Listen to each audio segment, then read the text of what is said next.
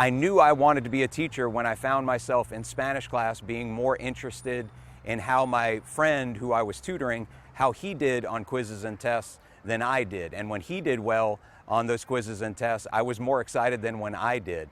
And that's what planted the seed that I knew I wanted to be a teacher. And from there, it started to align with my personal interests. Actually, I was planning on going to Appalachian to be a music teacher, but I failed my audition to the music school. So I had to change paths and look at the obstacle as being the way instead of being in the way, and look to my next love, which was reading and writing, so I became an English teacher. When you look at the design and the delivery of our curriculum, you can see institutionalized racism woven deep into it. From the narratives that we keep in that curriculum to the narratives that we seem to purposely leave out or to whitewash, sugarcoat, whatever term you want to use, there are certainly stories that we seem to leave out of the narrative, especially when it comes to how we teach North Carolina history. When you look at things like Cherokee removal, that is barely mentioned in our curriculum, the racial murders in Wilmington of 1898, to the state's eugenics program, these are things that seem to be purposely left out. So you can see that institutionalized racism woven deep into our curriculum, and then also in the way in which we deliver the curriculum, from an insistence on a sit and get style of teaching that hopefully we're going to see change. Working with students gives me an unending well of hope.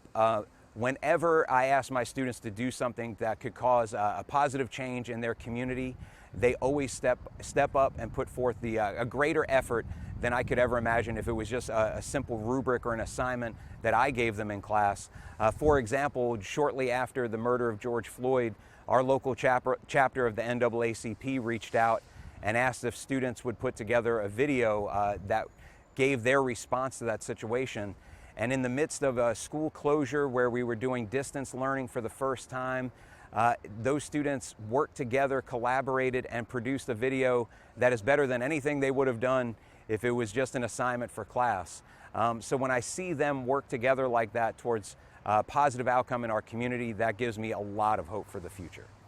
I guess one thing I would like to say is I'm hoping that my fellow colleagues and I take this opportunity in the shift to remote learning and distance learning that we have now to really re-envision the way that we do education in North Carolina. We have an unprecedented opportunity right now to really re-envision this process, to make it more student-focused, to bring more of those outside narratives in that are really central narratives. They're not outside narratives, they are the narratives, and making them more central to our discussions in our classroom.